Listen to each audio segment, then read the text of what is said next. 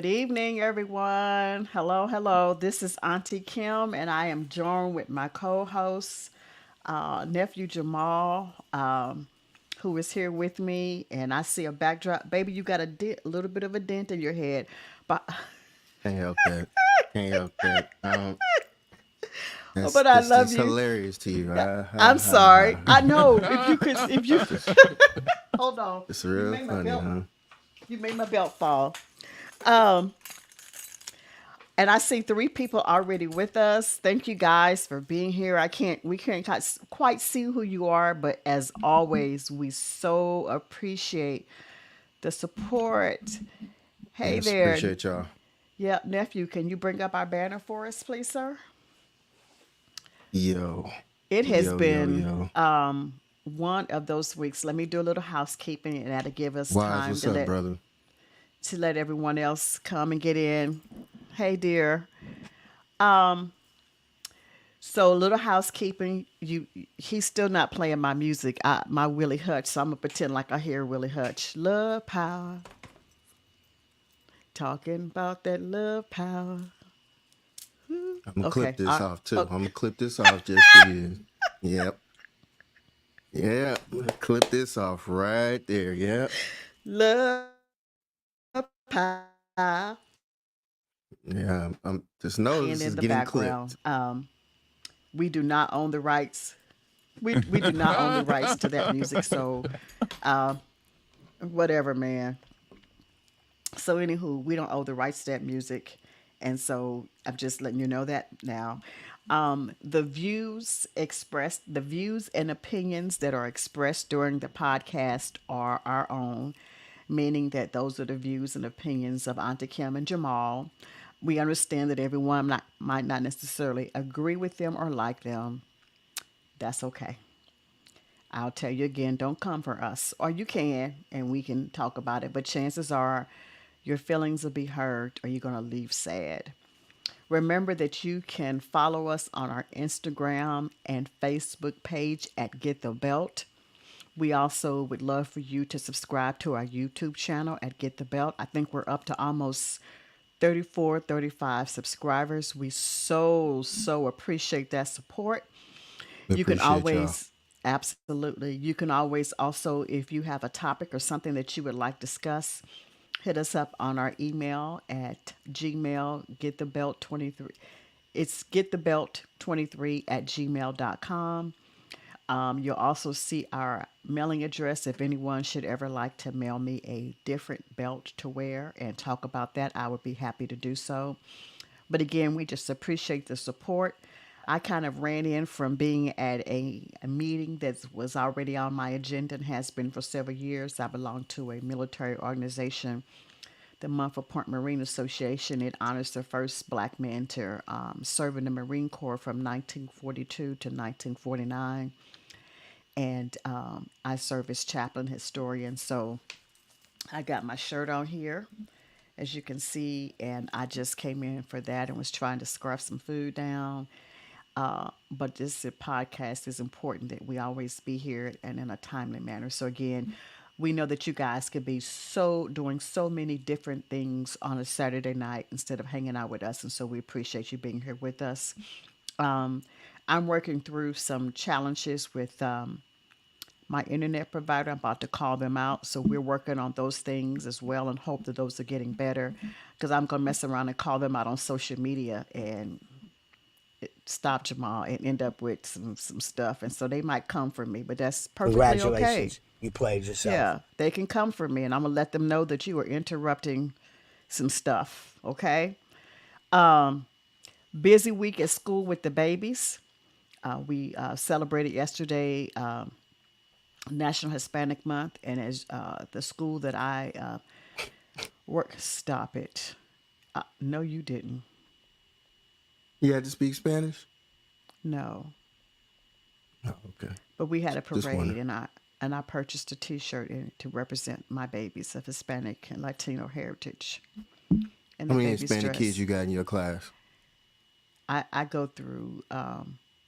Our school has like almost 750 students, and I want to tell you that probably Almost 50% of our student population is Hispanic. So how many do you have in your class? I don't have just one class. If you let me finish. Oh, that you didn't say that. You could have just said that from the jump. You didn't have to tell me the whole population of the school and all that. How many essays are going you got to see every day? Jamal, Shout out to the Jamal, essays. Jamal, What? Jamal. Y'all know what it is. Shout out to the essays, man. They know what's up. Salute to them. So I'm in the special education department, and in my role, I go in and out of the classrooms of different grade levels and provide those babies with assistance. You know what? Don't y'all start with me this evening. Man, that's okay. On the West Coast, that's what we call Mexicans. Well, They are essays. They know. They we're know not what's on. up. It ain't no We like I'm disrespecting them. They know what's up. Shout out to the essays. Just being honest, man. Just being honest, man. Just shout out to all the essays out there, man. Salute to y'all, man.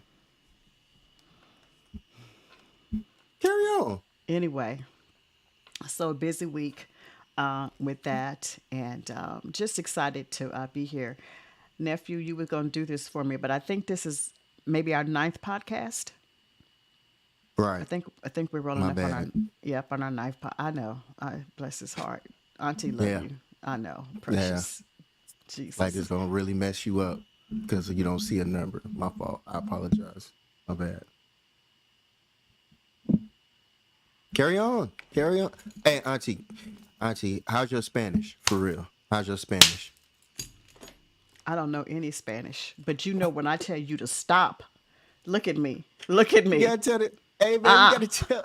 You gotta tell them, man. You gotta be like, hey, uh uh. siente say. Is When that I what you look say at you, to him? when I look at you like this and tell you to stop, you know what that means in auntie language, Miss Collier language. When I say and I do like that, Hey, you they know what might it get up and means. start dancing. That is you They know might get that up. is that They is might get up and universal, start dancing. right? When I Nah.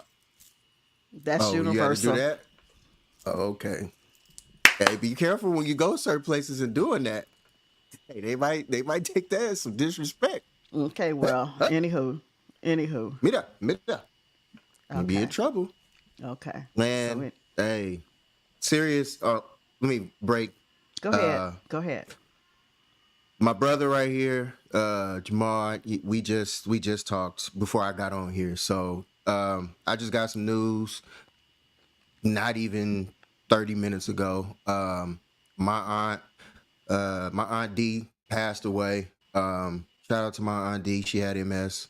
Um, my mom, when my mom was in Atlanta Mm, last month, yeah, last month when we was all there, she got to see her before she went on and went home. So, mom said, some things, and those things came to pass today. So, you know, uh, to my my sisters slash cousins that are out there, Shanae, Latoya, um, Juanisha. I said Latoya, that's the same person. Shanae is Latoya. But Juanisha's her sister. That's their mom.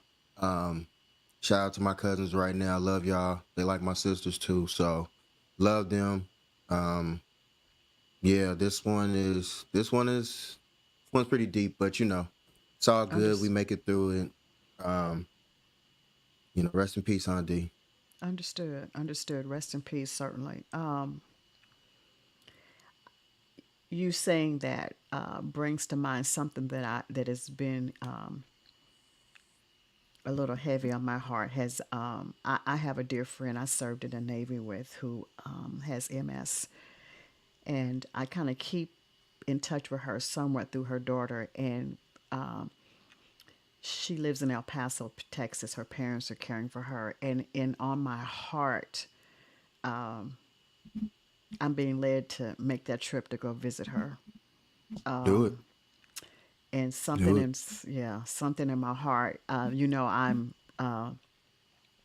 sort of planning for my birthday in December, and I sort of hear God saying,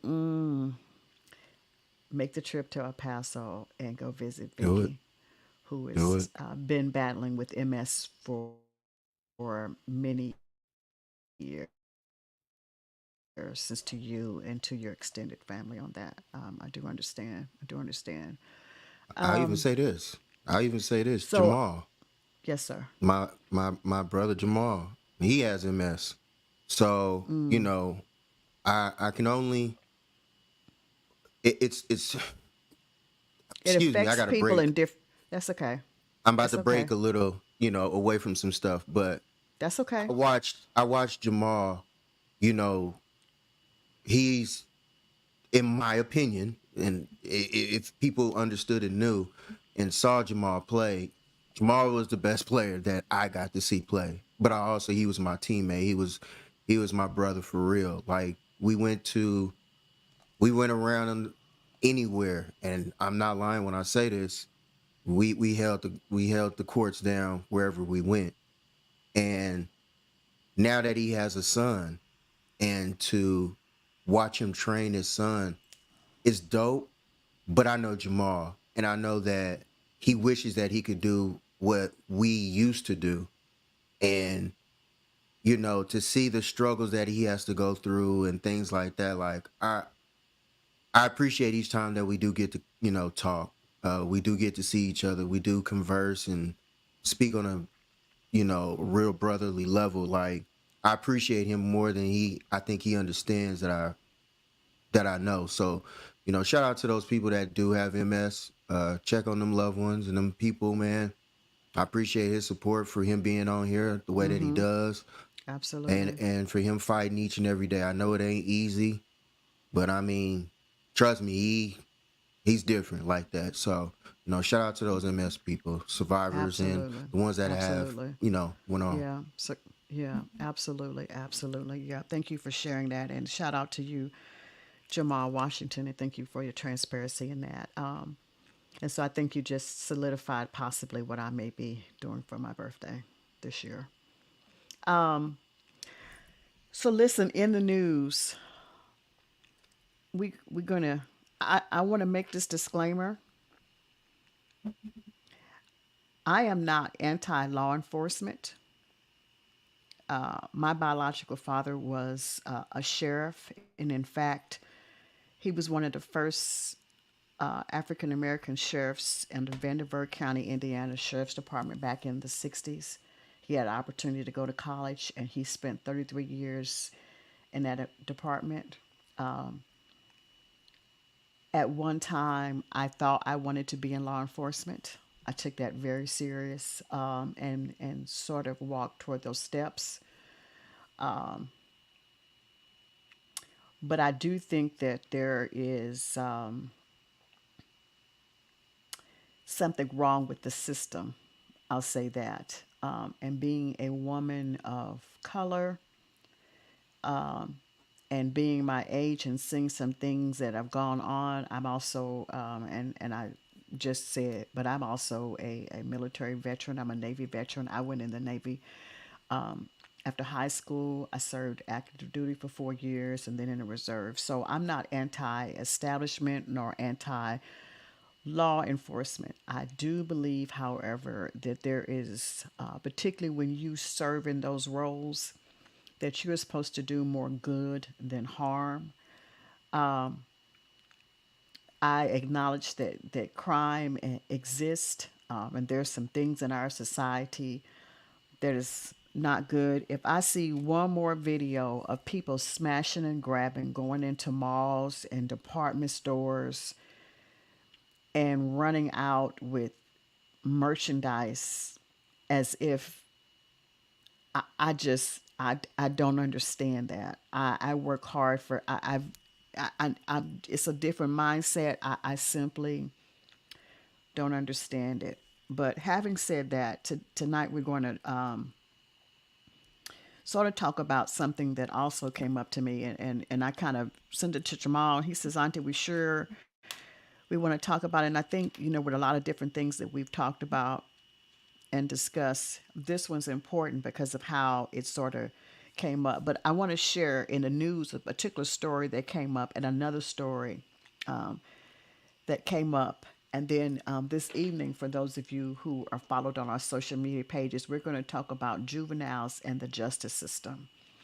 And that's very important because for our community, those of us who are of brown skin, and that meaning African Americans, uh, Hispanic, Latino, and even those of other cultures that follow up under and may be brown skin, the juvenile system and the justice system affects us and our communities very differently than it does other populations, other demographics in our society. And we it's a conversation I think that needs to be had. That's my thought.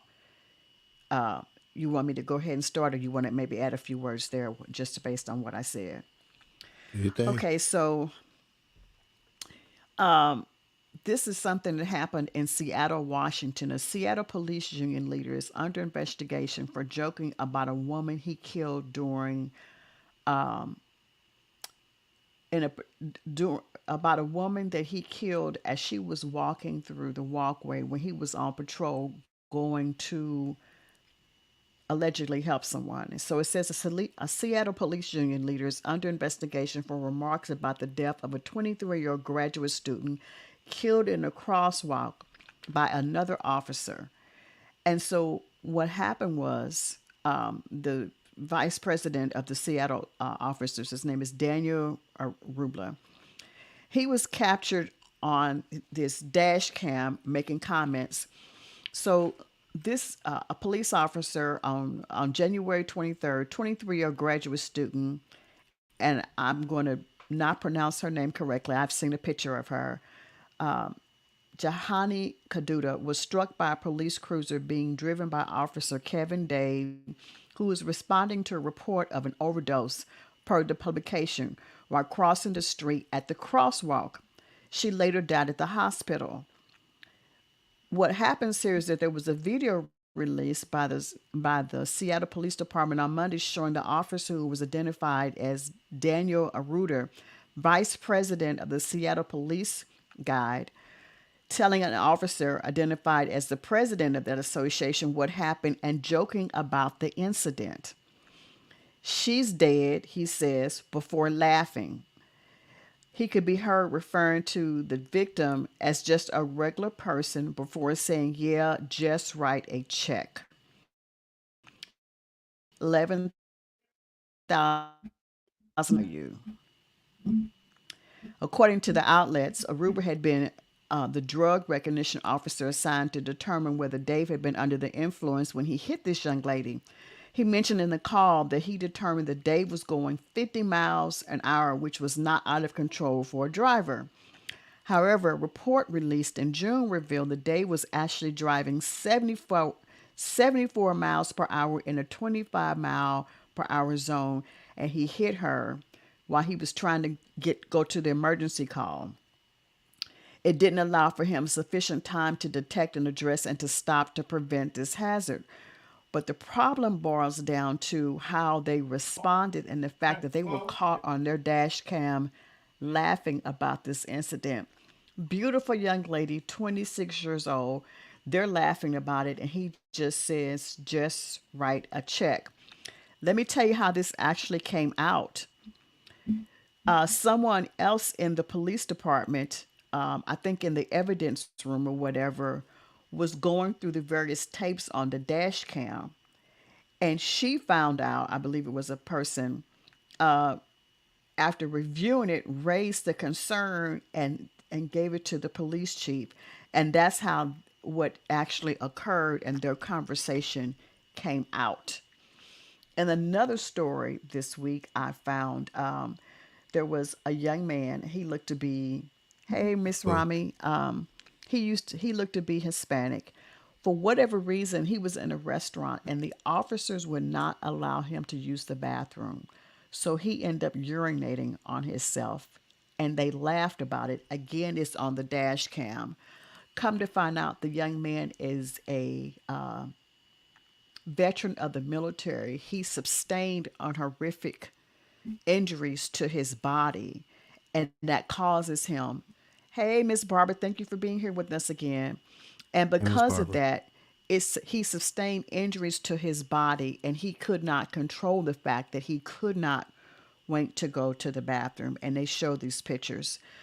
So I have a problem with the fact, and probably had the dash cam, and again, you got dash, maybe whether they forget to turn them off, they don't give a flip or whatever. But we have two incidents where police officers who were there to protect, and while this first officer was going to an emergency, you kill someone. The lack of remorse that you're actually laughing, and you can say to your superior, just write a check.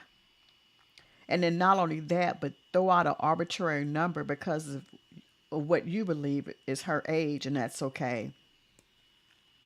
And had someone else not gone through the tape that would have been discovered, how do you deny someone to go to the bathroom? They end up having this accident for you to find out and literally stand in this place and laugh about it. I have Who are we hiring in these positions? What type of training are they receiving? Why would that be funny to you? Why would you just have no remorse for the fact you just killed a young person, and you can just call out a figure and tell somebody just write a check? They even joked about how high she flew up in the air because again he hit her going 75 miles, 74 miles an hour going through a crosswalk. That meant her body catapulted, and they joked about that and what they thought they were doing. And then the sense of cover up. I just i have a problem with that, and I'm so sick and tired of seeing it and then being called out. And just like, is it I, is it funny that you just took someone's life? Is it funny that you let this war veteran have an accident on himself only to find out why, and think that that's funny? What is that? Who How many times do we have to say that they need some additional training, some sensitivity training, why they would not let this gentleman go to the bathroom? What is that about? I, who's HR? Who's recruiting? Where are these people coming from? That your lack of decency boils down to you joking about how much money her life is worth, and the fact that you didn't let someone go to the bathroom, so ultimately they did, only to find out why this gentleman couldn't go and had this accident on himself. What is that about? Miss Barber People said there being needs to be more training and deeper mental check on every person who works for the police department nationwide. Absolutely. Absolutely. Absolutely. But, like, is there, but it just, to your point, it just is not just pockets of Atlanta, or I mean, it just seems to be nationwide. These stories, they pop up in the news, and that's how I see them. It's just all around. Like, what's the criteria? Oh my goodness! Like, why why is that funny? What's up with that? Share your thoughts, nephew. I don't know. I just people being people. My thing is, regardless of how whether you like it or not, these are human beings at the end of the day. Is it right? Absolutely not. I don't condone it at all. But also, that's the reality of life that we live in right now. It's just that the portion of empathy towards people, there is none really. Uh, when we speak on etiquette and manners and how home training and everything is done, that goes out the window. Or that actually is in that is actually being shown. Yeah, You know, how they act or interact with people because look at how they choose to deal and treat people. Um, is it common? Yeah, it's been this way. Have they tried to dress it up in different ways? Absolutely, they tried to dress it up in different ways. Can they get away with a lot of stuff? Absolutely.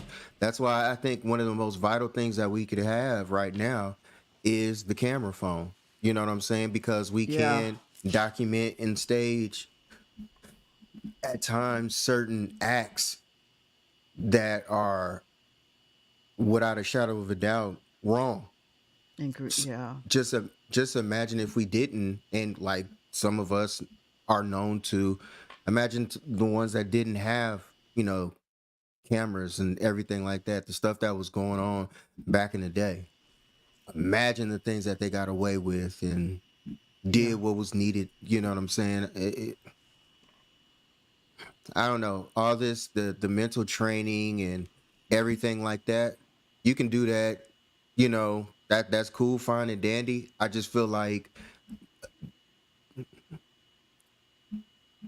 some police live by a different code, and it is what it is.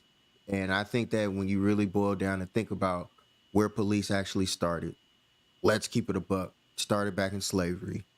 You know, when white people used to go out and hunt for us black people, and they were back then, you know,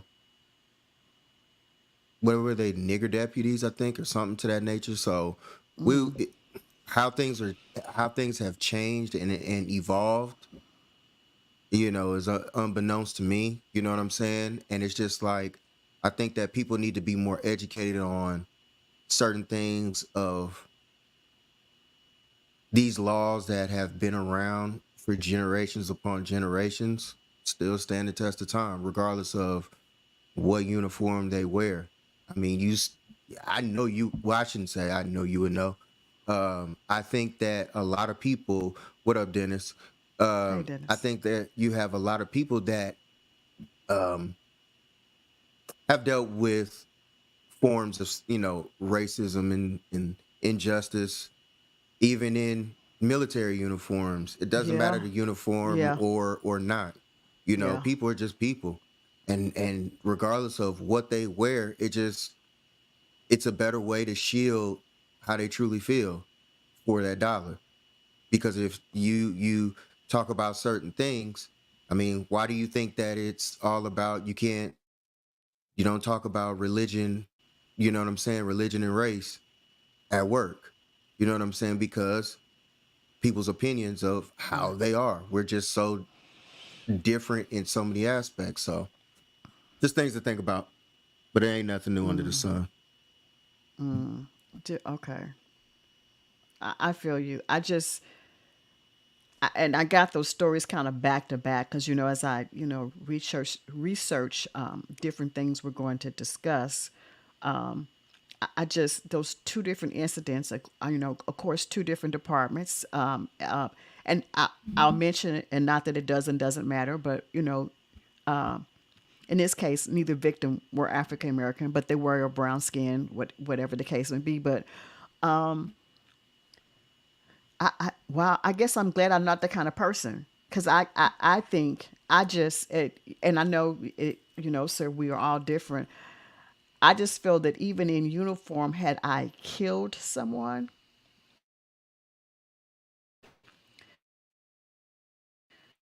when you heard me talking about it, just would have been an utmost remorse, right? That I ran and hit and killed someone, getting to, and nothing of laughter.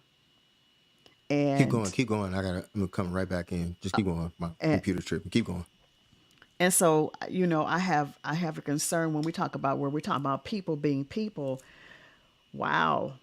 Uh,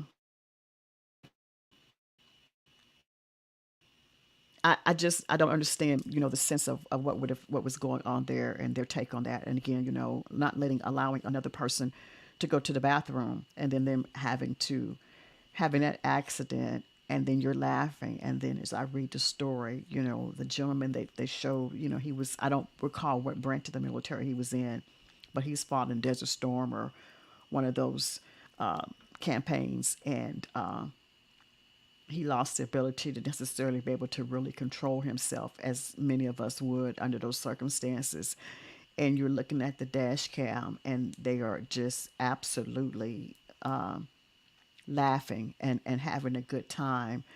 at his expense, and I just find it inappropriate and sad that those type of things are occurring, and what type of training and who at some point is going to decide what type of training that needs to be, and how that particular how that's overhauled, because there needs to be an overhaul, and how that's addressed and how that's overhauled. I just think that that's it needs to be done, but just very sad. And like I said, I don't know who's in HR and who's hiring, and what you need to be and who you need to be to get hired to be on the police department. But I just think that there's a lack of something. And I guess to Jamal's point, if that's how people are and people are people, then I guess I'll go back to how your parents are raising you, that you would think that something like that was funny and something that we could laugh about. But that's my thought on that, and that's kind of my take on some things that were in the news, or those two particular stories. Two innocent people, one who lost her life because of someone else's, and it was an accident nonetheless. But their lack of, as Jamal has used that word and he used it last week, the lack of empathy in both cases for someone who is supposed to serve and protect us, I just think is just shameless. And that's my thoughts on that. So that's our end of news. But we're going to stay along the same subject line. And a story came across again as I was doing some research this week. And I'm not sure. And I think for many of us, we've heard about Angola Prison, which is located in Louisiana. And just recently, the justice system, Louisiana, has been ordered to remove teens from the intolerable conditions at the state prison. So it's actually Louisiana State Prison, but it's referred to as Angola Prison. And this particular prison is called Angola because, oddly enough, it's named after the plantation that once set that this ground that this prison once set on. And for any of you who are history buffs whatsoever, Angola Prison has a horrendous reputation. Horrendous reputation for their conditions and treatment of prisoners. I get that people commit crimes, they should be punished. There's a judicial system. I'm not arguing that point. But in this particular case, they're saying that children, and when they mean teens, and they're saying that up to yeah, make a mistake and go live. So anyone, they're saying up to 80 children, almost all black boys, some as young as 15, have been brought to Angola prison since October 2020. They are housed in cells in which condemned death row prisoners used to await execution. So the American Civil Liberties, the Fair Rights Initiative, began a legal proceeding to bring those children out of that conditions. But I want to provide you with some statistics. So I looked at youth sentencing and the Children's Defense Fund. And on the Children's Defense Fund, here's just some statistics so we can have an intelligent conversation, because I never just want to, you know, give you my opinion and bring junk. And this is from 2023. It says the United States persists in incarcerating children and youth despite overwhelming evidence of ineffectiveness in steering them away from further involvement. And so while the incarceration has declined, it says of the 265,600 children arrested in the United States in 2021, 1 in 3 were black children, though black children constitute only 15% of the youth of the nation's youth population. Fully two-thirds, 67% of children in juvenile justice system are children of color. That means not just black children, but that means Hispanic children or anything that will fall up under children of color. It says black youth are more likely to be in custody than white youth in every state but Hawaii. The national youth placement rate is 114 per 100,000 mass racial disparity. So it says the black youth placement of the rate of 315 per 100,000 eclipse that of white placement of 72 per 100,000. So it says only 7% of arrests are for violent crimes. So we have children who are being arrested, given some at sometimes, and they've attempted to stop this, life sentences and placed in prisons with adults in horrendous situations. There's another, it talks about it's the youth sentencing. And it says while there has been some 77% decline in youth incarceration, however, the racial disparity in sentencing youth of colors is just, it's a huge disparity. So I felt it was a decent conversation to have, and I know when Jamal and I talked about it, he says, "Is this something we want to discuss?" And I said, "Yeah." And again, I'm a little bit of a history buff, so I've known about the history of Angola prison and some of the things that have come out of that. They have kept. There was a group of men that they literally kept in solitary confinement for 40 plus years.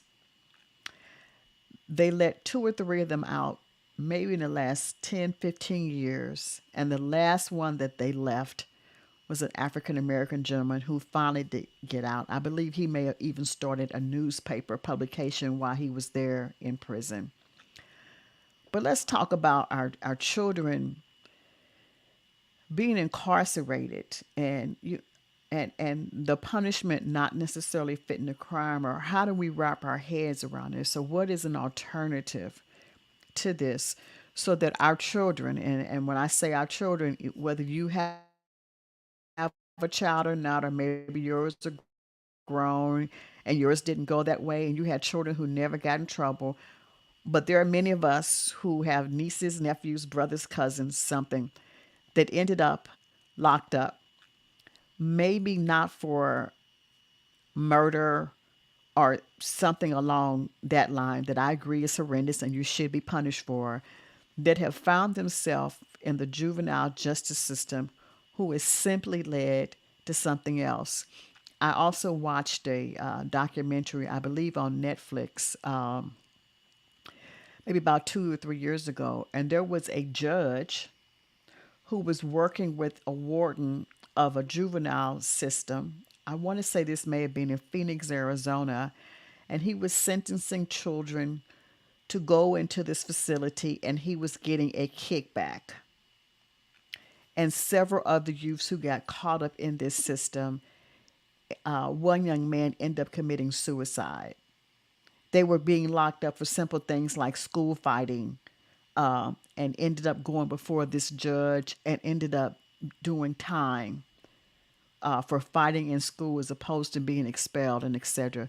But let's talk about our babies and what's going on, and particularly youth being sentenced to long prison sentences and finding themselves in trouble, and then the cycle just continues to repeat itself. I just think there's a better way, and like the statistics say, most often when they go, they don't, because of the environment, nothing changes. And they just end up repeating themselves, or they're put back into a system that does not benefit them. I know even in schools now, they talk about even not expelling children from school because when they're not in school, they don't have the opportunity to learn. And there's a better way to do that. They're talking about, should you sentence a juvenile to a life sentence without parole? There are literally young people, young men in particular, but young people who are doing life sentences without parole or were sentenced to life at the age of 13, 14, 15, and 16 years old. And many of them have spent all of their life now behind bars for a crime they committed when they were teenagers and not Was it wrong? Yes, but did they fully have the mindset to be able to know what they were doing and to be thrown away like that? And so I'm just can we maybe have some conversation about that? But nephew, share your thoughts on that, please.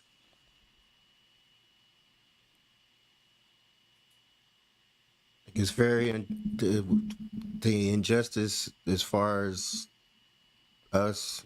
I mean, we got to go back to the beginning. Again, like I said, laws were made back when a lot of these lawmakers and stuff still had slaves. So we have to get more people of ours, regardless of color. I say ours because there are some black people that are even against our own. You know what I'm saying?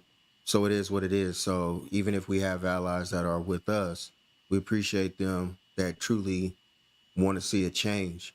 But you got to get out there, get to your local officials and stuff of that nature and try and change up some of these laws, because if we don't change the laws, then it'll continue being a redundant, like a revolving door when it comes Right. to you know our community more than ever, because these laws weren't made for us to succeed.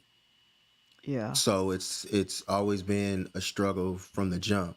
Imagine, people who have gotten an advance on life before us, you know what I'm saying, to succeed. And now we got to Mm-hmm. play catch up. Right. So, in everything that we do, right or wrong, there's a consequence for it. So, thinking that, the justice system is messed up and everything, absolutely. You know, if you, I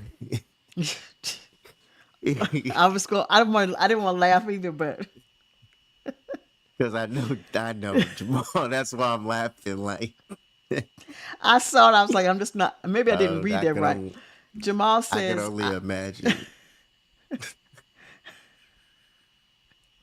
I could only imagine. And then the utter shock on his face as stuff. I love my brother, but but but but you raise a valid point, and again, we have to know the history. So part of what happened when slavery ended, particularly as it pertains to us as a people, then it went to the chain gang. And so when they couldn't enslave us any longer, we started they started these prisons in the chain gang, and that's how. So we started going to being incarcerated and restorated for very minor things, and with long sentences, and it went from there. And this has continued for hundreds of years now. But finally someone saying, hey, stop.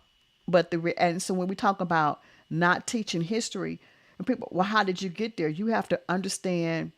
I haven't fully watched the 1619 project, but I understand it mm, addresses some of that. And that's why the conversation is important, because you got to understand we have been caught, and I say we've been caught up in this for so long, and how that came to be. And finally people are going, okay, but wait. So did he, to get arrested for jaywalking? I'm not sure if he's serious or he's just joking, but to get arrested for jaywalking. And yeah. so, these small petty crimes, and because what it really constitute was being uh, forced labor. So if I'm locked up, and when they call it the chain gang, and if you listen and watch, the chain gang went around building the railroads. That's where some of the first railroads came, and some of the labor, early labor in the different cities and things around the country came from folks being on the chain gang, working because they were incarcerated or called up for small things that you probably now would get a lecture, community service, probation, or something like that. People were locked up. And so it's continued. and now you're locking up. And I get it. I get it. A 15-year-old committed a crime, but does that same 15-year-old need to end up housed with grown ass men on death row in a place like Angola prison or any place of that nature? And that's what it was. It was free labor. We couldn't enslave them, so we do that. And that's how. And we just have continued to be caught up in that system. But that goes back But to what Miss Barber said. It starts at home, and then your local officials. It's like right, I agree with that. In order for these laws to be changed, which are so from slavery, a lot of them, you got to remember, like I said earlier, you got slave owners that owned us, that made these laws. You know what I'm saying? And now you have a lot of people now that think way differently than those slave owners. Obviously, we don't have them anymore. So, well, I take that back. I mean, a boss is a slave owner in my opinion, but that's for another subject. thank Um, you. I just feel like we got to look at it for what it actually is making sure that raising up the kids, putting them in the position, putting the right people in the position to change these laws and these rules and everything like that from your local officials, and then go from there. Stop worrying about who the true president is and all that type of stuff. Really need to get out there and see who's running for your community, and find out what they're really striving for or striving towards, versus worrying about the bigger, the main person that's on the screen. You know what I'm saying? I'm just saying Trump or Obama or whomever. It's like, you know, I don't really trip off those type of things, because when you really think about it, I know who my provider and everybody is. So getting mad and upset behind what Trump does or whatever, and Yes, this is life. This is how the script is supposed to go. It's been going like that for generations. Oh wow, and how it's changed and everything like that. I mean, it is what it is. So, to get mad and to get frustrated behind it, got to start within your own neighborhoods. That's the only way the change is gonna happen. So, get out there, find out who your local officials are, see what they talking about for real, and then go from there. But using it as a national level and thinking that stuff is gonna change when you haven't addressed the lower foundation of and from the everything, the local. start. Yeah, Okay, okay. gotcha. So as I just stated, would part of that be? I think starts in the school system, because again there are studies and statistics now, because I have to do some training and different things as I'm in the school. And part of what so someone shared with me here recently, I'm in Atlanta, I know you're someplace different, that Clayton County, Georgia school superintendent has said, you know what, if your child is going to come to school fighting, being belligerent, bringing weapons, whatever the case may be, they're not going to be allowed to stay in the school with their peers. They're now going to do virtual school, because what our mandate is that we educate you, but that can also be done with it online. But when we talk about some of the other things where it started, I was doing some training, and they talked about this study that was done, and I found it so interesting.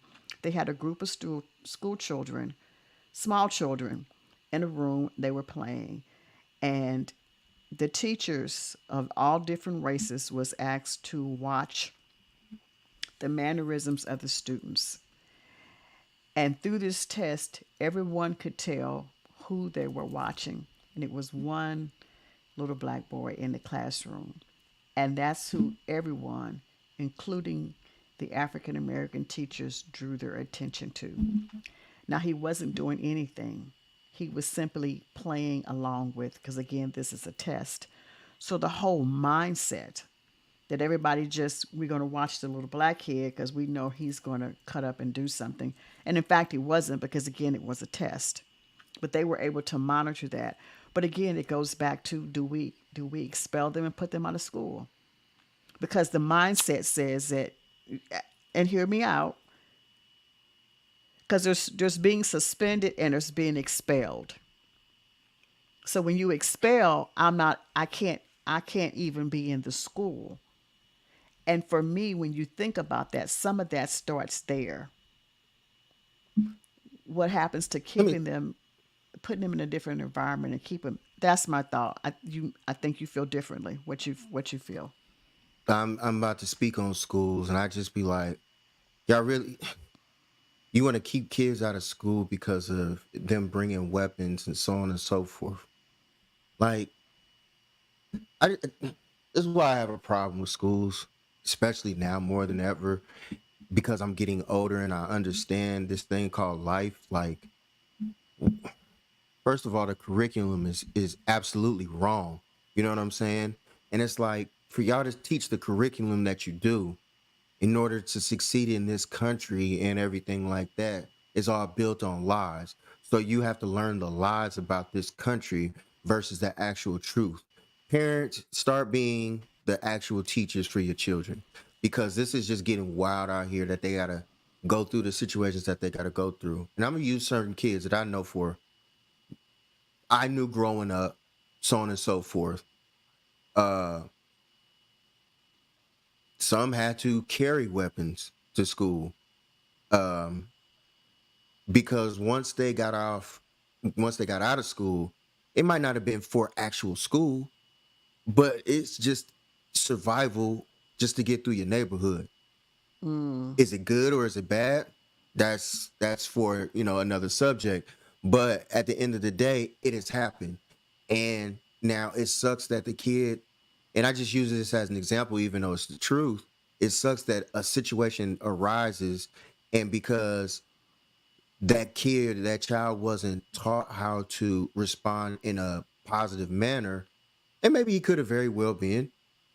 He chose to handle a situation in this aspect, so hopefully he can get on and just make it home. You know what I'm saying? mm-hmm. Um, it's different. I'll put it that way. And some for some people, it sucks because those things are real life situations. And I think that because you have a lot of people out here that just think they react more than they think about other people's livelihoods. Right.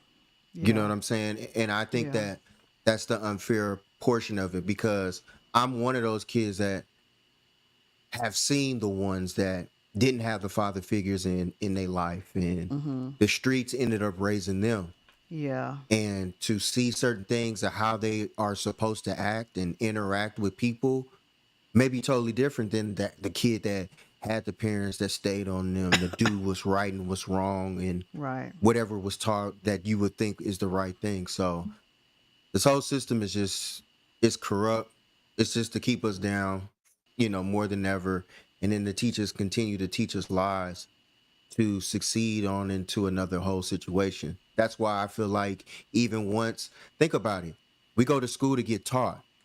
You go 1 through 12, well, if you can, if you can go to a private school, I guess that's a beautiful thing. But if not, think about the people that go to school, get their education, 1 through 12. Now I got to pay you to go to another school if I don't get a scholarship. Tell me how that makes sense. We're trying to get an education, but now you already start me off in the negative. And you raise that may be a subset of what happens because you're right. So if society says I need to better myself, and it's all kind of, I know somebody say, are you getting off the subject? No, you raise a valid point. If society says I need to do such and such in order to be able to get the good job or do whatever, but maybe I didn't have the grades or I missed it enough, so I don't get a scholarship, or I'm going to be heavily in debt, or if I'm in a school system that didn't prepare me to compete against the next level, then I'm left to so many, my devices are to the street. because gone are the factories and jobs and those things that a lot of people did that would have curtailed that. Someone says security and belongings are stabilized over people, especially children, so behaviors are impacted. People know that a lot of single parent households are impacted, both security and belongings. Okay.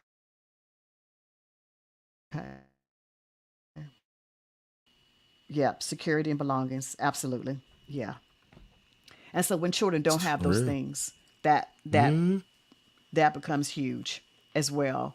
Um, Jamal's Washington said he was not joking, that in fact he was held over for 2 days for jaywalking. They didn't book him for 2 days. Barbara raises a point. She says, I have a unique family. She says, one of my brothers and his wife are cops. My baby brother was an inmate. He was young and didn't listen. And we see that in families as Absolutely. well. Yeah. You There are some know, people that come from good homes, have plenty of money, and yeah. feel like they want to take the opposite road of what is actually uh, uh, what a lot of kids hope and wish for. You know what I'm saying? So, I mean, you got. I'll just you. There's this producer I know. His name was Youngberg or is Youngberg, whatever.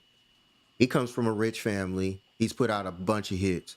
But even in his own situation, he wanted to do and think about life in a negative aspect.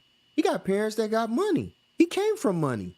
But he thought that it's cool to get out there and get in trouble, do what's bad and do this because like anything, man, kids are we're if you tell us not to do it, but if you tell us not to do it, we got to figure out why. Why are you telling me not to do it? What's wrong with not doing that? Why do we push that boundary to go to that next level? You know what I'm saying? Some, not all.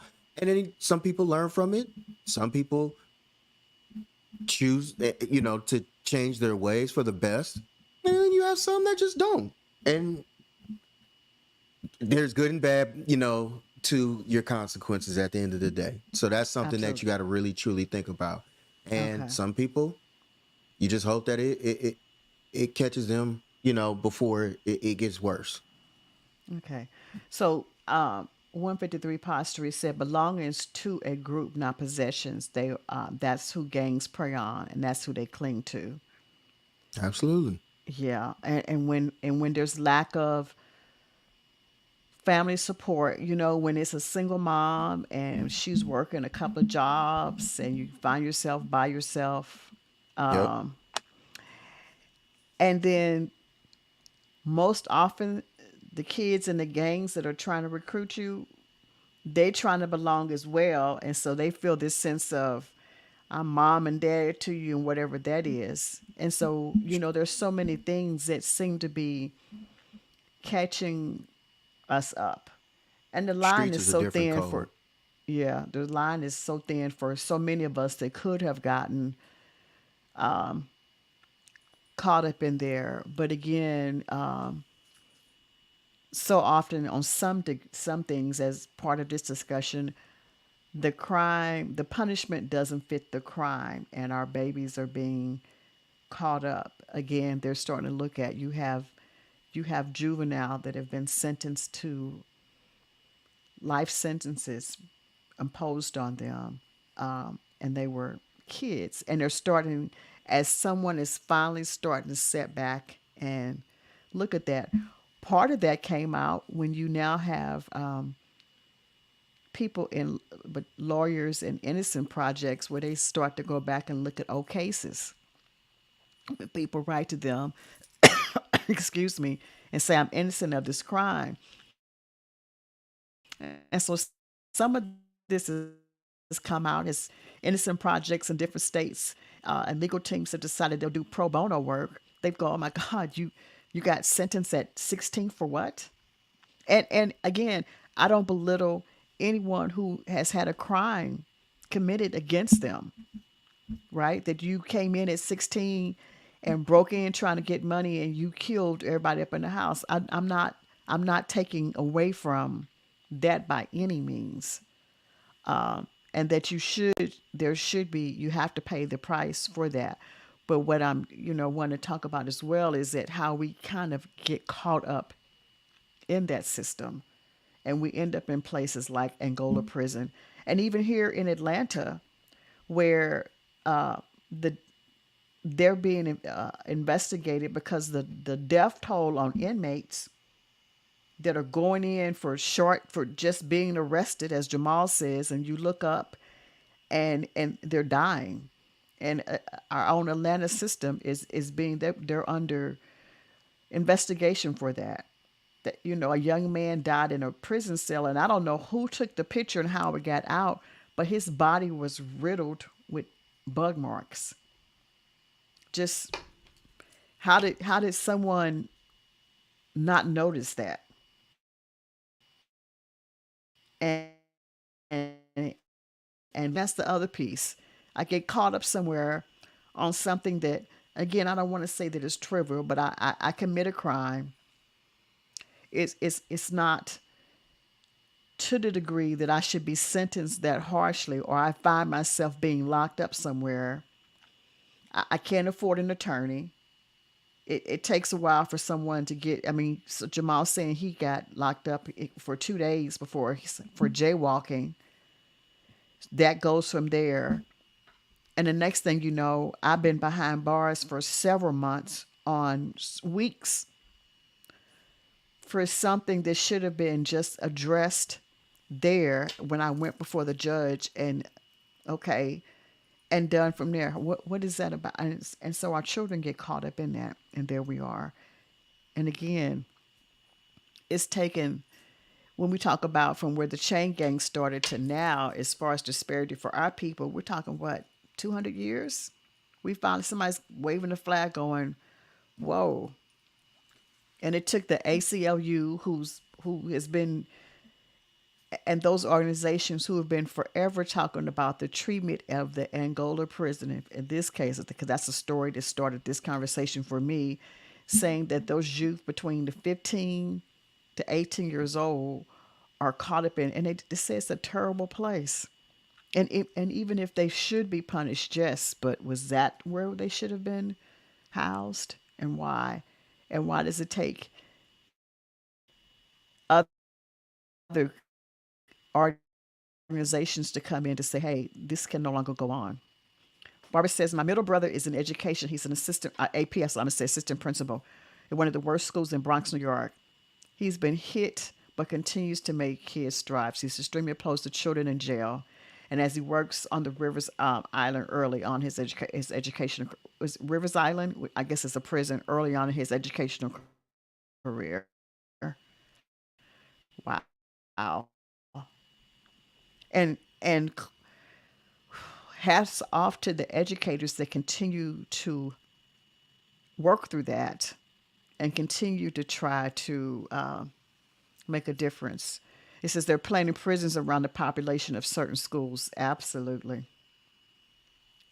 That in itself, Rikers Island. Okay, I'm familiar with Rikers Island. I understand that's also another horrific place to be imprisoned. I understand that prison is not Disneyland. I understand that if you committed a crime, you got to think about it and all of that.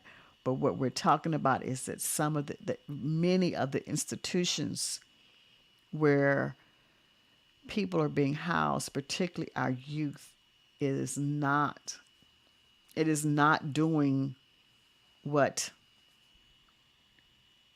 the judicial system thinks it's supposed to do when you're locked up in Rikers Island, or you find yourself in Angola prison. And in this day and time, if you even find yourself now locked up in Atlanta jail right here in Atlanta, Georgia, that you may even come out alive, for that matter, that you're going to be lost in a system right there for waiting for your court date, waiting for your public defender, waiting for your family to raise enough money to get you to court to address the issue, and before that happens, you're dead because you find yourself in a situation That's absolutely horrendous, not fit for anyone. And again, at the end of the day, they have rights, and some conditions should not stand. I know there's people say, well, had you not did the crime, Hold you wouldn't on. be there. Can I? That line is so thin Yeah. between many of us. You know what's funny? Think about this system. This system is so messed up and so screwed up. They made a show that they bring people on for 60 days to go in there and to basically snitch on what's going on inside behind the walls in these jails.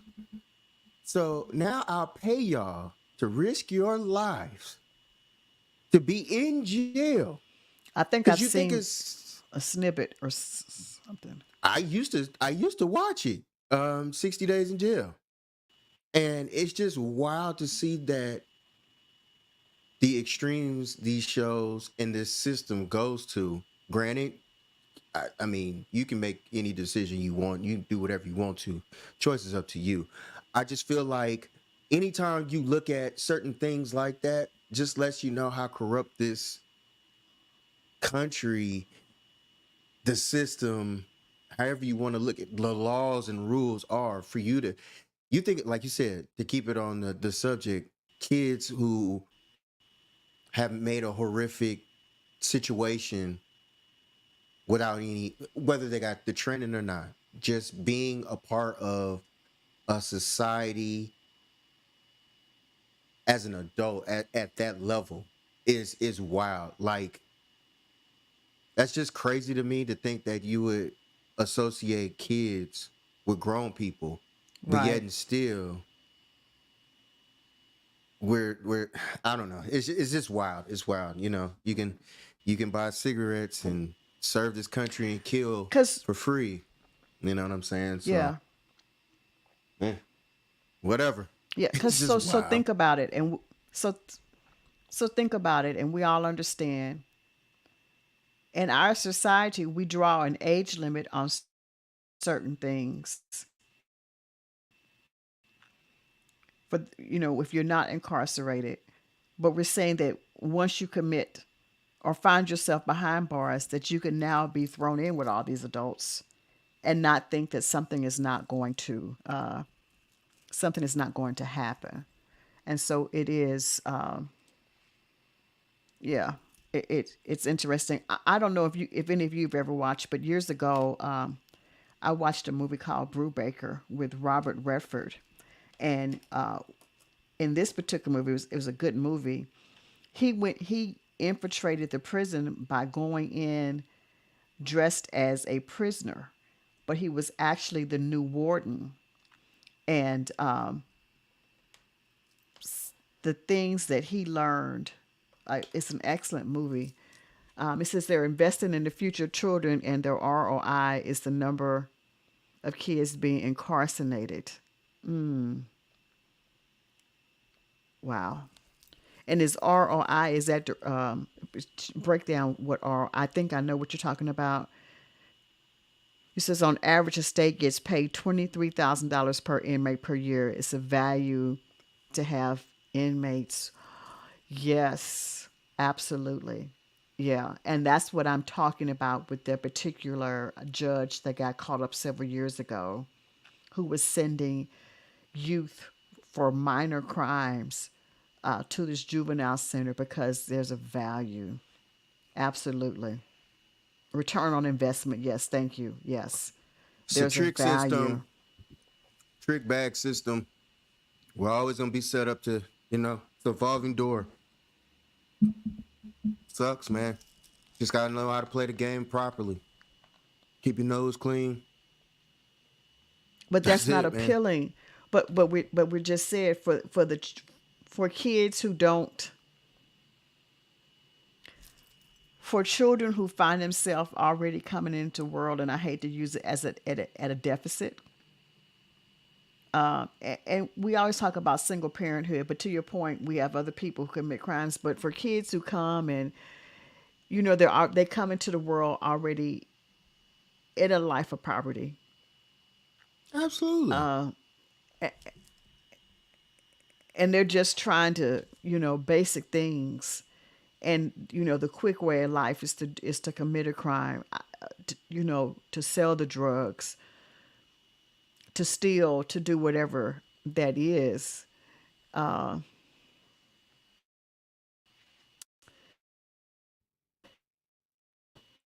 it Don't makes mean it that it's hard right. for somebody else to sit and tell you, but that's not the way. And then to say, well, I go to college. Well, I can't afford to go.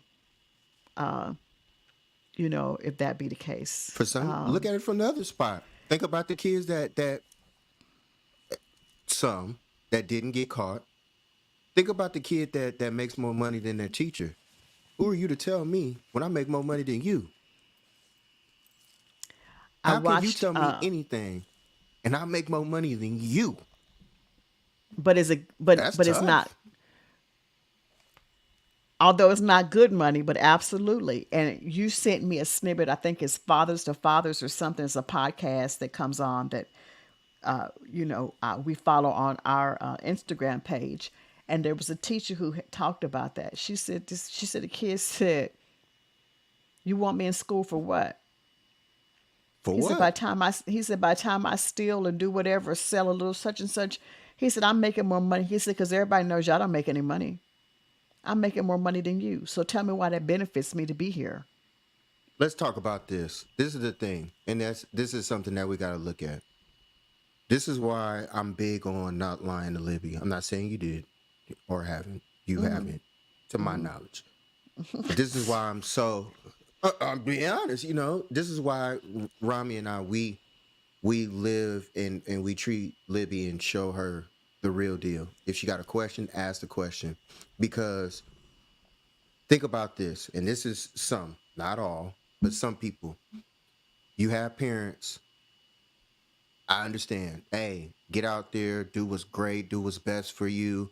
Wishing for the stars and universes and all that. Hey, I want you to go to college and do this and do that.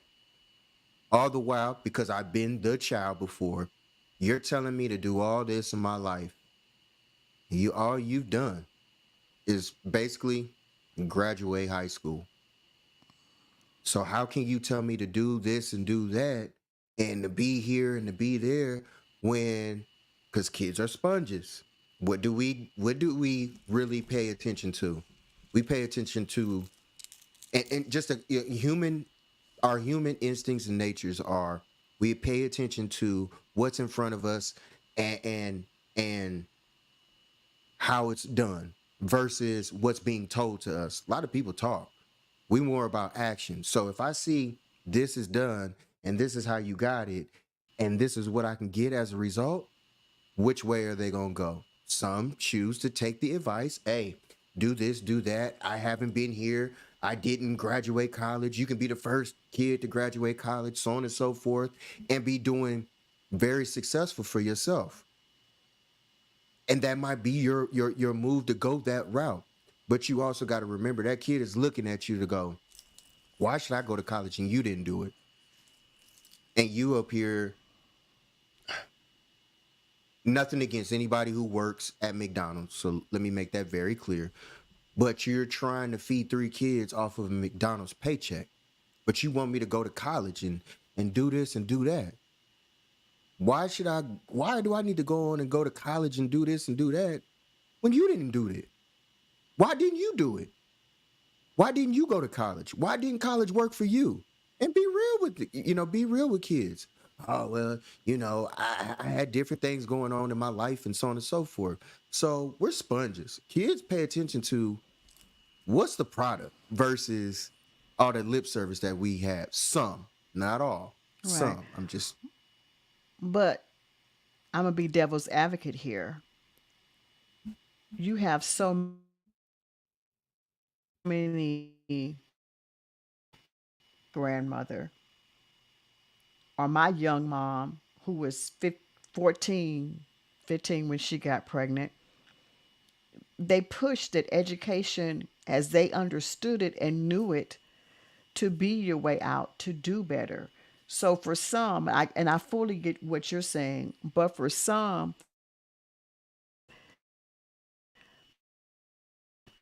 that some parents, they had to drop out of school to help take care of family. And I don't mean their kids, but I had to help mama and big mama. We had siblings. I dropped out to take care of my siblings and do that. And they didn't have. And that's why they pushed that narrative. But I understand what you're saying, because then you're asking me to do something that you didn't attempt. Did you even attempt to do it? If your narrative is, here's why it didn't happen for me and why I want better for you, I get that piece. But if you're saying, I knew for me, factory work wasn't going to be the way. And by the time I came out of high school, those jobs are closing out. I have an aunt who made a different way of life for herself, working in an RCA factory. And she came up from small town place and young mom at the time. Uh, and she moved to the city that she still resides in now because there was, I think, Fisher Body, RCA, and she was able to make a different way for herself. She and her husband put three kids through school. Two of them ended up, in private school, but she made a better life. But could I have done that? So she pushed. She was big on grades. From that standpoint, and that was her narrative. Um, so it just looks different. But I understand for you to say do this, and unless you can tell me, because you're correct, because and you gotta, if you're not coming up with necessarily what's a good reasoning, then you asked me to go do something and it didn't happen.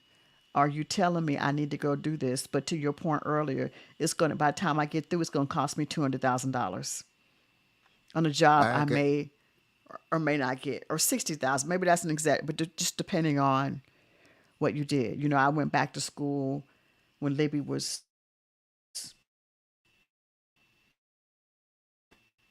maybe about two, and I did, three different degrees. My student loan debt is more the value of my house. You know, glad I have it, but yeah, why is that? And so for kids coming up through other environments, it's like I got to work myself to death and go to school too. And there are people who have done it and wonderful, but yeah, it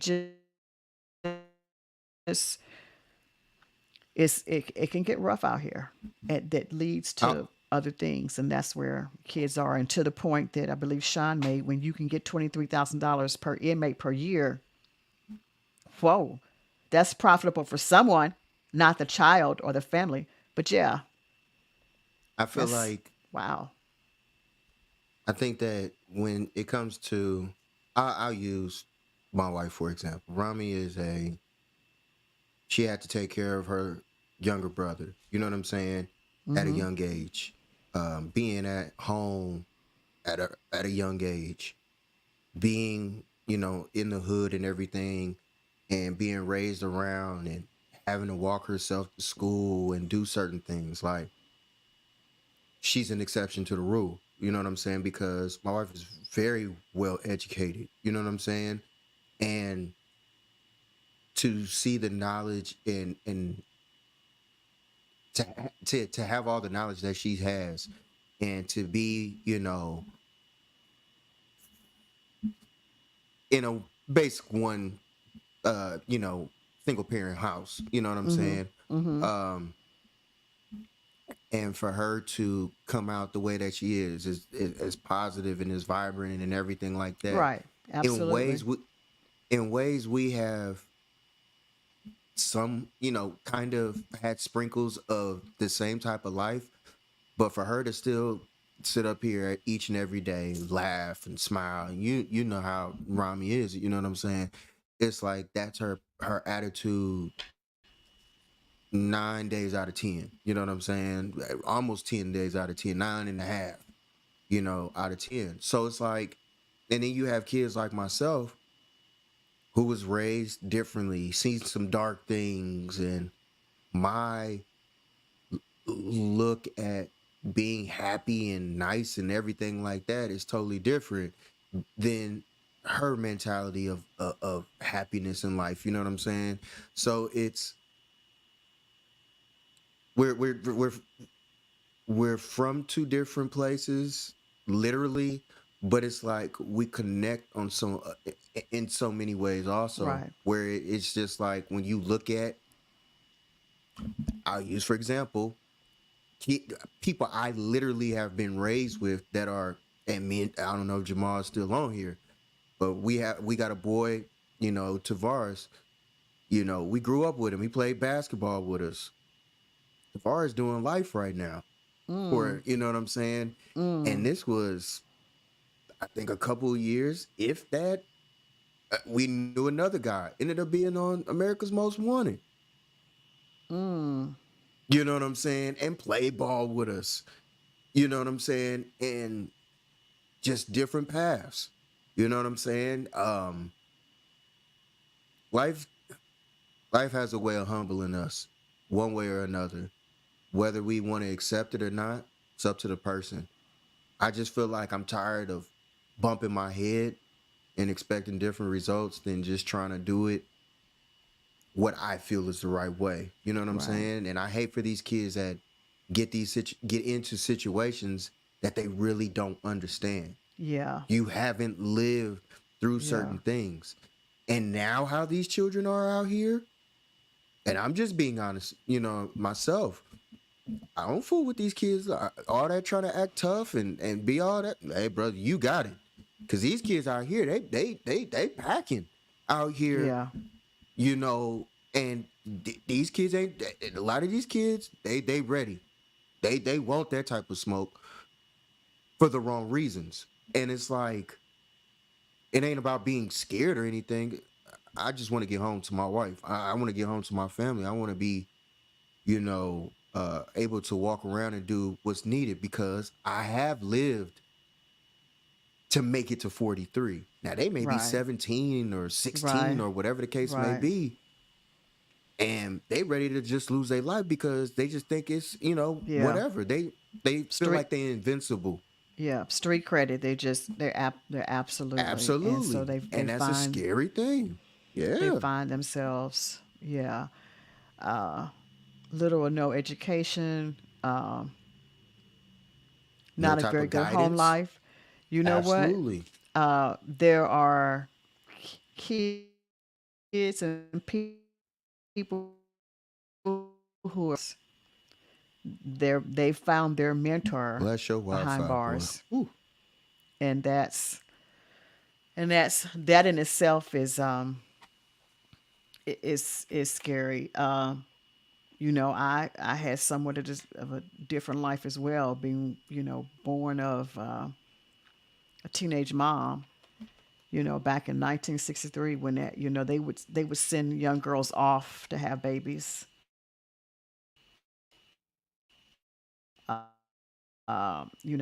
Families disowned them. I mean, all sorts of things that would occur. And so I had my challenges as well. And sometimes when I share stuff like that with people, they're like, you seem so. I'm like, no, it's yeah. It took some maneuvering to get here, and the line is so thin. And then the generational, because you at some point it seems like for some of us we're always constantly trying to play catch up. and Like and I then brought when up earlier. the juvenile system or the justice system period views us differently, we're constantly paying catch up. When you can get arrested for jaywalking and be locked up for 2 days before you go through the system, and that goes on your record, whatever that might look like, and it goes from there. That's yeah. My fault. Hey Sean, big bro. What up, big bro? And hey sis. Hey Shantae. These this it's really like this. She said kids are in a predicament. They're looking for leaders, father figures, a connection of any kind, because a lot of times that's what they're missing. Even if they have one attentive parents, kids need a unit. Absolutely. Absolutely. Absolutely. Absolutely. That's why I Absolutely. stayed on. And That's why I and stayed on Libby's that's ass. what Ain't no way in hell I'm about happens. to You know, sit we up used to there. have the Go on. I was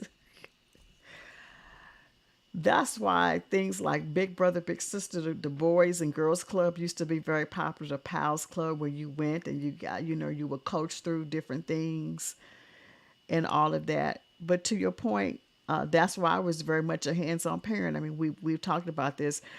There wasn't a field trip or school activity that Libby didn't have that one of the three of us, four of us, did not attend. If there was a school play, we represented. If there was a field trip, if I couldn't go, you went. Rami, I think Rami went one time. Some of us was around. She didn't have the best of everything, but when we came to that support system, she had that her aunt Sherry calls it Team Libby. That's what we call it, Team Libby. We all agreed what we wanted her to experience and what we wanted to have. So she never looked up and she couldn't go, or she didn't get to experience some things, or she went on a field trip and she didn't see a familiar face. All of those things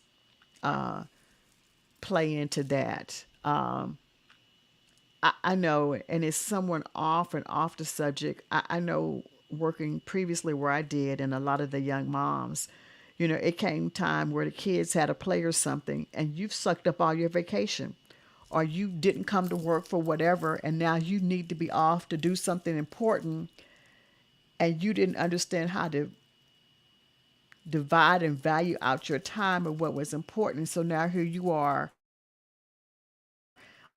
all but you got there. It's kid. People talk about kids don't need things; they need time and love, and that's absolutely true. And that's what we did for Lib. Down to what we did last month in August when they had senior walkthrough. I mean, we packed up in the hot sun, about to sweat to death, fighting with people about some chairs because y'all didn't sit in our chairs, trying to see that baby walk that parade. But we wanted her to see us. We wanted her to feel our presence and our love and our support, you know? And I think each of us got that parade You at just want to different be seen. angles. But huh? She knew you just wanted to be seen. She knew we was there. Who just wanted to be seen? You did for the parade. You just wanted to be seen. She knew we Didn't was nobody there. see me? I wasn't in the parade.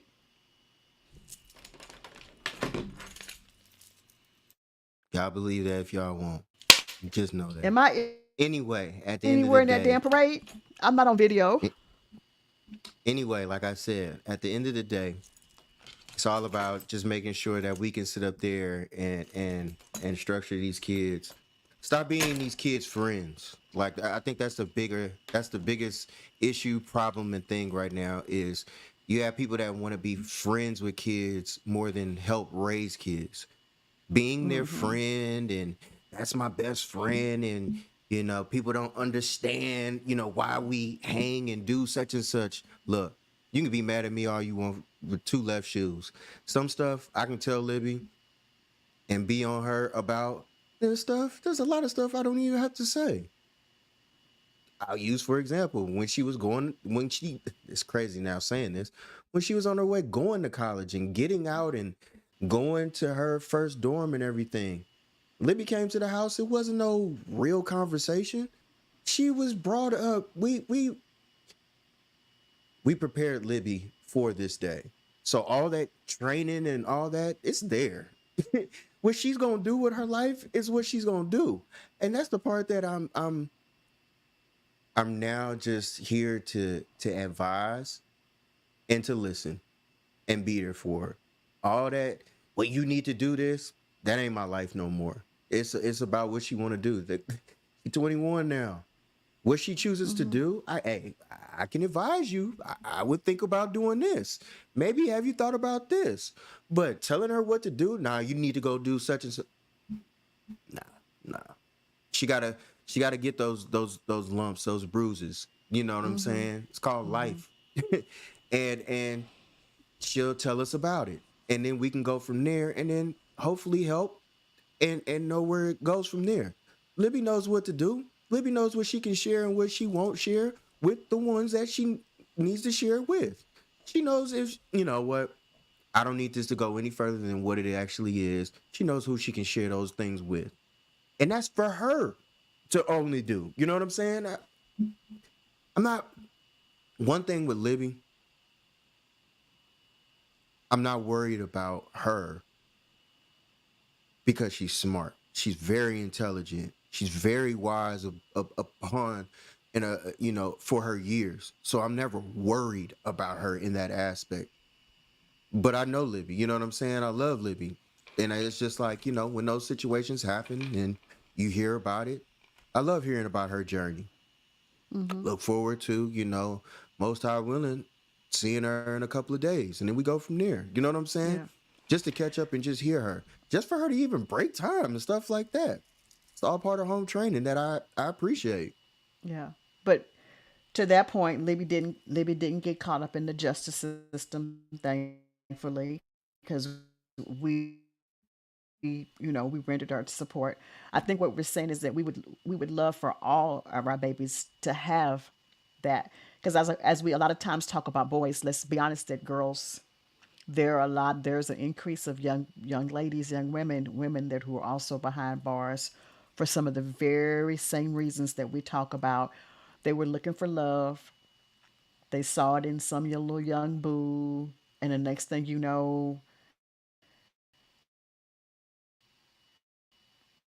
they've gotten caught up and they're doing time, or they make options based upon not having things, not having that community and what's important. So, yeah, it goes a lot of ways, and so we're grateful that she that's not something that we experienced. But I think that we all know someone, or have someone close to us, or know someone that's been the case. Again, I just thought that it was a conversation worth having. Um, Whether we can do anything about it, that might be a different conversation. Collectively, what do we do? How do we get involved? To your point, you said earlier, for those of you who don't particularly care for voting, you need to know who your candidates are. And to Jamal's point earlier, and I've learned this the hard way, it starts from the local elections. Who are we voting in office? How do they feel about the justice system, juvenile justice? How are they supporting education? How are they supporting having our kids involved in things so that it prevents them going from this classroom to being locked up to the prison pipeline? And that starts there. It doesn't start with when it gets to the president, whoever that might be. It needs to start from our councilmen, our commissioners who end up going on to the Senate or whatever the case may be. It starts. It starts there. That's the important piece. Um, if you're a parent, we talked about the home training. You can take that conversation as serious and as much as you want, but at the end of the day, Barbara says it's also talking about recognize what kind of child you have. Absolutely, we are. Yeah, and it has to start at home. Um, and you have to decide what that looks like. We have children that are in the justice system because home is the horrendous place. They're abused at home. You let folks come in and out of your house that don't respect your children and that abuse them, and that's led them out into the streets and then other things. Let's just be real about that. Absolutely. Let's just be honest. Yep. We Everybody let ain't uncle. Yeah, Everybody ain't auntie. absolutely. Absolutely. We got to be honest. And so they out in the streets because they don't feel comfortable and they're not safe at home. Check yourself on that.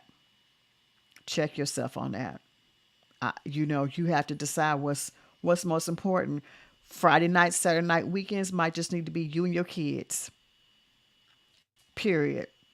And they grow up. I look at myself now. I had Libby at 38, almost 39 years old. She's 21 years old now. And I continue to ask God, let me continue, let me see her graduate, let me, do whatever. But Jamal can tell you that that family of who was in and out of my home was very, was it was that community. Although it took a village, I knew everybody in that village, and they did not disrespect my child, and she always felt safe at home. Am I a little lonely now because of it? That's a different conversation. But I did what I felt was right about my child. I wish some of you would consider that as well. And Jamal's point, that goes for uncle and auntie. Careful who's coming and going. Know who your child is. Know what they're listening to. Sometimes you have to listen. In this day and time, you have to listen to conversations that would probably, in the back of your mind, you're going, "Oh my God, I can't believe that child just said that to me." They did what? We sometimes we got to listen to them conversations that range from anything from some stuff that would just you're absolutely embarrassed listening to it, or you want to scream, or you want to they can tell you, or they can go tell somebody else. We have to have and listen to those conversations. You got to get involved.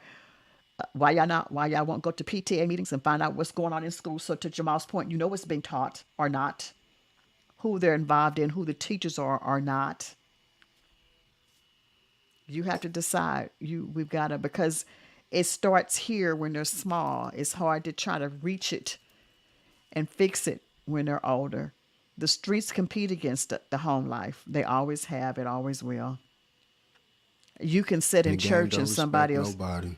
Yeah, yeah, I mean, you can sit in church and somebody will go, see, they didn't even recognize you for that, because you gotta be mindful of all that. Does it takes a lot. Have a good village, um, but it's just again a conversation I wanted to have. If I hear about Atlanta prisons losing one more young, and these are young people who have been again arrested for what I'm going to say are minimal crimes. I understand that they did wrong, and then or find themselves locked up and now dead. I'm just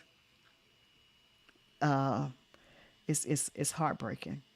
So again, a conversation. So remember and teach your kids at home. Black history is taught at home. Absolutely, absolutely, it's taught at home, along with the home training. Absolutely, along with self-esteem and self-love, it's taught at home.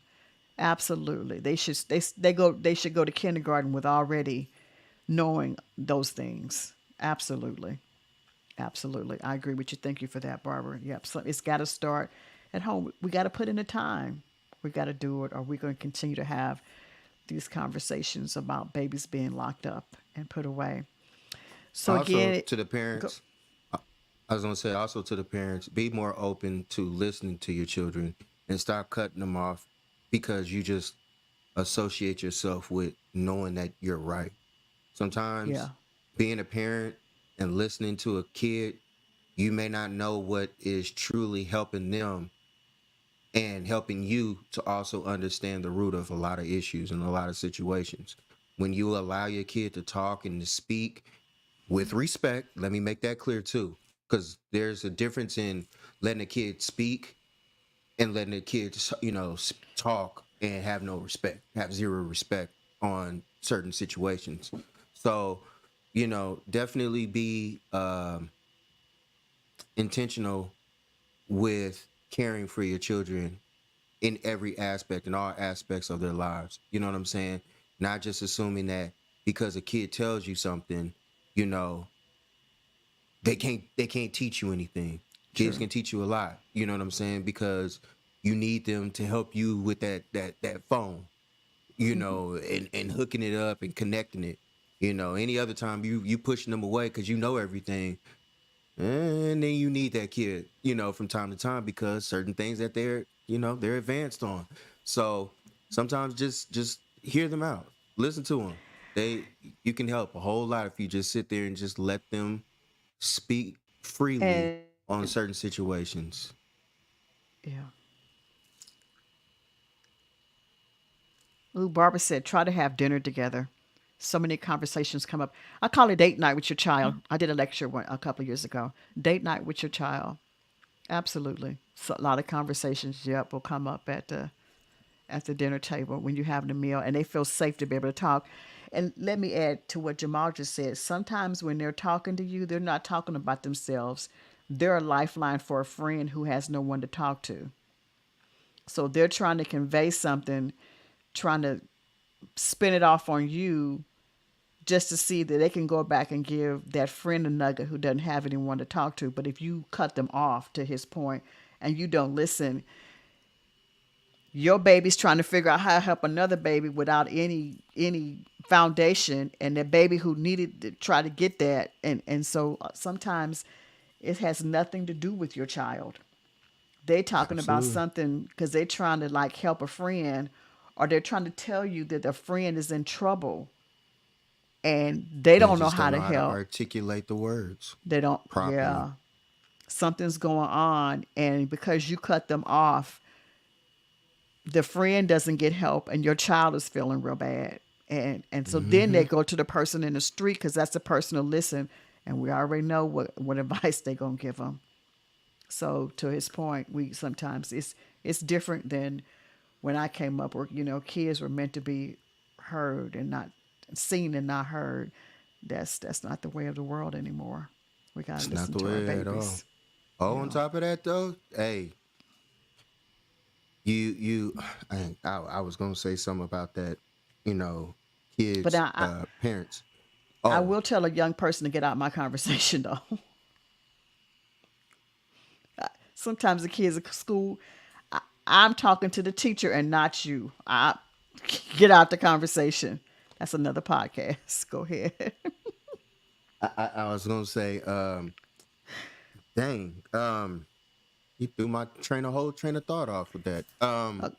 I don't know. It's all good. Uh, anyway, Barbara had a comment. She says one of my daughter's friends will bring her, and if that works, that's okay too. Yeah, that's okay too. Because so that Happens. means, yeah, that means you were the Happens. lifeline.